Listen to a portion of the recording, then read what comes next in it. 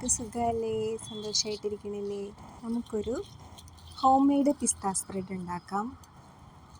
അപ്പോൾ അതിന് വേണ്ടിയിട്ട് 100 ഗ്രാം പിസ്തയാണ് ഞാൻ എടുത്തത്. ഞാൻ ആദ്യം പോയി പിസ്ത സ്പ്രെഡ് കടയിൽ വാങ്ങിക്കാൻ പോയി. അപ്പോൾ ഞാൻ നോക്കുമ്പോൾ 1000 റുപ്പീസാണ് ചെറിയൊരു ടിന്നിന് വരെ. അപ്പം ഓർത്തു എന്നാൽ പിന്നെ നമുക്ക് വീട്ടിലുണ്ടാക്കാമല്ലോ എന്ന് വിചാരിച്ചു. അപ്പോൾ ഒരു 100 ഗ്രാം പിസ്ത വാങ്ങിച്ചു. ആ പിസ്തയ്ക്കും 100 ഗ്രാമിന് 350 റുപ്പീസായിട്ടോ.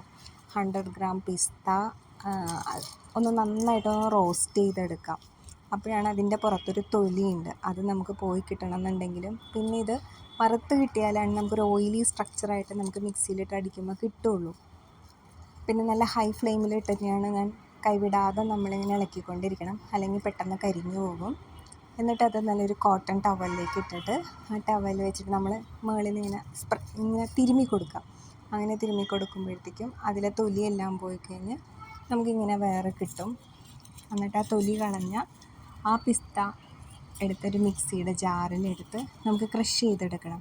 ക്രഷ് ചെയ്തെടുക്കുമ്പോൾ ശ്രദ്ധിക്കേണ്ടത് നമ്മളിങ്ങനെ കണ്ടിന്യൂസ് ആയിട്ട് ഇങ്ങനെ മിക്സിയിൽ ഇതാക്കിക്കൊണ്ടേ ഇരിക്കരുത്. ബട്ടൺ റൈറ്റിലോട്ട് തിരിക്കുക, കുറയ്ക്കുക, അങ്ങനെ ചെയ്യുമ്പോഴാണ് ആദ്യം നമുക്കൊന്ന് പൊടിഞ്ഞ് കിട്ടുകയുള്ളൂ. വീണ്ടും നമ്മൾ മിക്സിയിൽ ഇങ്ങനെ ഇട്ട് തിരിക്കുക. അങ്ങനെ കുറച്ച് ക്ഷമയോടുകൂടി കുറച്ച് സമയം ചെയ്താലാണ് അതിനകത്തൊരു ഓയിലി സ്ട്രക്ചർ നമുക്ക് കിട്ടുകയുള്ളൂ. അപ്പോൾ കുറച്ച് നേരം അങ്ങനെ ചെയ്ത് ഒരു ഓയിലി സ്ട്രക്ചറായി കഴിയുമ്പോഴാണ് നമുക്ക് ബാക്കിയുള്ള ഇൻഗ്രീഡിയൻസ് അതിനകത്തേക്ക് നമുക്ക് ഇടാൻ പറ്റുള്ളൂ. അതിന് ആവശ്യത്തിന് മിൽക്ക് പൗഡർ ചേർത്തിട്ടുണ്ട്, ഷുഗർ ചേർത്തിട്ടുണ്ട്, അതുപോലെ കുറച്ച് ഓയിൽ ചേർക്കുന്നുണ്ട്. മിൽക്ക് പൗഡർ ആണെന്നുണ്ടെങ്കിൽ 30 ഗ്രാം എടുത്തിരിക്കുന്നത്. അതുപോലെ പൗഡർഡ് ഷുഗറും ചേർക്കാം നമുക്ക്.